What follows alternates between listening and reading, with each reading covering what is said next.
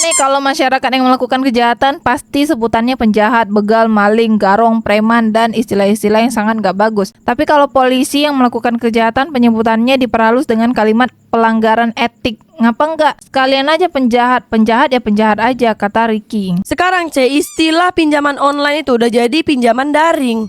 Bahkan TKI jadi PMI. Yang dulunya tenaga kerja Indonesia jadi pekerja migran Indonesia. Jadi Indonesia nih punya banyak istilah. Sampai kita warga Indonesia nih pun bingung nak pakai yang mana. Ya kita tunggu aja lah kasus ini nih ditangani sama pihak yang berwajib. Tapi kan kasus ini dibuat oleh pihak yang berwajib. Kalau gitu tunggu presiden tangani lah.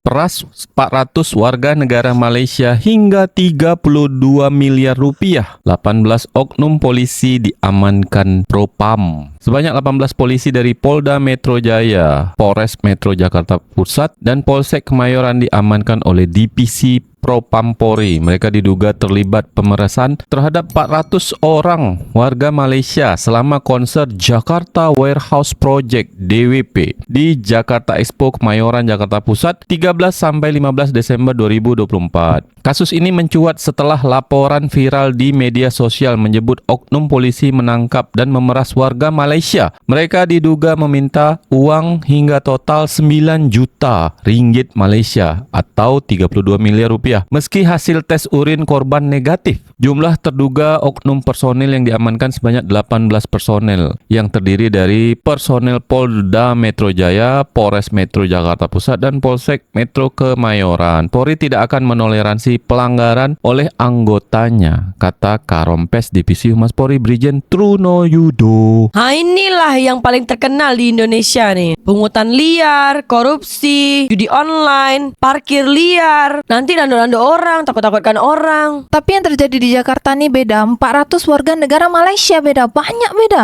Makanya kita nih warga Indonesia nih, tolonglah kalau ada tamu dari luar negara tuh, jangan ambil kesempatan. Tak kira lah dari Jepang ke Malaysia ke Singapura, Amerika, kemana-mana lah pokoknya. Jangan ambil kesempatan. Sebab kalau udah macam nih beda, viral juga dekat negara Singapura, Malaysia, Jepang, oknum polisi. Oknum polisi Indonesia tapi Berarti modusnya nih, mereka nih dites ada narkoba atau enggak gitu. Padahal tes urinnya tuh negatif tapi tetap dimintakan duit. Tapi netizen Indonesia nih, jangan sampai viral. Kalau misalnya sampai viral, pasti diusut tuntas. Tapi sekarang nih warga negara Malaysia nih kan datang ke Indonesia dan nonton konser. Terus kan pendapatan tuh untuk negara Indonesia. Malah diambil kesempatan sama oknum-oknum yang tak bertanggung jawab. Tapi kalau warga Indonesia nih beda, dia pergi ke Malaysia, dia nih bekerja beda. Bekerja untuk cari duit untuk di Indonesia. Jadi warga Indonesia yang datang ke Malaysia tuh dia tidak nonton konser, dia tidak buang duit ke Malaysia. Kebanyakan orang Indonesia nih Samdol, dia pergi ke Malaysia, dia nih bekerja, menguras keringat untuk kirim duit ke mak bapak dia di Indonesia. Apa pasal warga Indonesia nih banyak yang ke Malaysia? Di Indonesia nih emang tak ada kerja kah? Engkau tak tahu Samdol, sulit cari kerja dekat Indonesia nih, negara sendiri padahal. Indonesia nih kan kaya akan tambang emas, tambang nikel, tambang minyak, tambang batu bara, pasir. Kenapa sulit sangat nak cari kerja di Indonesia, warga Indonesia? Woi. Engkau tak tahu yang menguasai tambang minyak, tambang sawit, tambang emas, tambang nikel tu semua siapa? Siapa agaknya? Yang jelas bukan warga negara Indonesia. Balik lagi ke kisah 400 warga negara Malaysia yang diperas dengan oknum polisi di Indonesia. Kalau udah macam kayak gitu tercoreng nama Indonesia nih, orang jadi takut nak masuk Indonesia. Tapi kan kau udah ada kejadian juga tuh beda dekat Batam. Yang mana? Yang waktu engkau dia taksi Batam tuh. Oh, yang ditanya dia, nak kemana makcik? Dia ingat aku orang Singapura tuh betul. Dia kasih harga mahal, padahal kalau kita naik Maxim lebih murah. Buat orang warga Singapura Malaysia yang pergi ke Batam Indonesia nih, nak tahu berapa harga kos untuk pergi berangkat kemana-mana pakai kendaraan mobil atau kereta, korang pakai taksi online aja. Terus buat korang warga Singapura dengan Malaysia, korang pergi ke Indonesia, tak usah pakai logat Melayu, sebab logat Melayu ni bahasa luar negeri. Bagus pakai bahasa Indonesia, bahasa Jakarta. Kalau korang pandai bahasa Jakarta, amanlah korang. Apalagi kalau bahasa Jawa. Kenapa memangnya bahasa Jawa beda? Jawa adalah kunci. Presiden apakah selama ini tidak tahu kebusukan instansi ini? Kapolri gak ngerti lagi ini instansi, kata Nemo Alfiano. Ya sekarang nih anak buahnya, anak buahnya, bukan atasannya. Saya yakin kalian para polisi baca komenan netizen. Hei kalian para polisi, tiap ada berita oknum merusak citra instansi kalian. Kalian tidak malukah, apalagi pimpinan kalian gak ada niatankah memecat yang merusak citra polisi itu? Atau sudah nyaman dengan citra rusak seperti ini? Kata Otto Usandeo. Yang kasihan tuh polisi-polisi yang jadi influencer di Indonesia. Dia nih udah mencitrakan baik tentang polisi. Profesi polisi ini baik-baik segala macam. Kejadian-kejadian macam gini dirusak lagi sama oknum. Kadang heran juga, citra begitu rusak begitu aja. Nggak ada niatan merubahkah jenderal polisinya, gimana itu? Malulah harusnya, kata Reza. Kalau kita tengok influencer-influencer polisi itu dekat sosial media, dia orang nih selalu kasih edukasi macam-macam lah dekat dalam video dia nih. Dah bagus-bagus tuh kan dibuat citranya. Terus macam ada berita-berita macam gini, ampas jadinya. Majulah Singapura.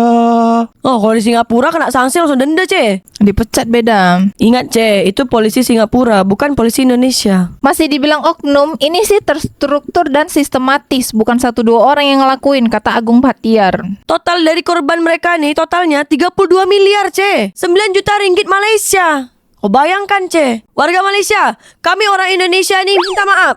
Gangster berseragam, kata satu. Wih, dah macam film-film pula nih, Kalau di film-film gangster tapi polisi dah baik. Sudah ada jatah masing-masing, tinggal bagi-bagi doang. Bisa-bisa satu kantor kena semua, kata Fajar Wahidin. Ya kita tunggu aja lah kasus ini nih ditangani sama pihak yang berwajib. Tapi kan kasus ini dibuat oleh pihak yang berwajib. Kalau gitu tunggu presiden tangani lah. 32M mah udah aman finansial, biar dipecat juga. Jangan sekedar sanksi, tapi copot. Dan berhentikan secara tidak hormat dan rampas asetnya. Tapi sih yang bakal terjadi kayaknya formalitas diperiksa, bagi-bagi rampasan, gelar konpres bahwa sudah disanksi jabatan. Diharapkan berita dalam jangka waktu yang lama aman. Semua kembali sejahtera, kata Alwi. Oh, kau ni dah macam detektif Conan memberikan ilustrasi kejadian. Warga Malaysia, macam mana kasus ini nanti berlanjut? Korang coba komen dekat bawah buat korang yang menjadi korban ataupun menjadi keluarganya korban. Izin Pak Prabowo dan admin Gerindra, sekiranya kalau memang tidak bisa diatur salah satu instansi tersebut, dikembalikan saja seperti dulu menjadi di bawah TNI. Kasihan kalau model begini jajaran di bawahnya tidak sejalan dengan visi dan misi Bapak Kapolri Indonesia. Terima kasih, kata Redemptu Salva. Sekarang nih, tak semua polisi itu yang semacam gitu, kelakuannya.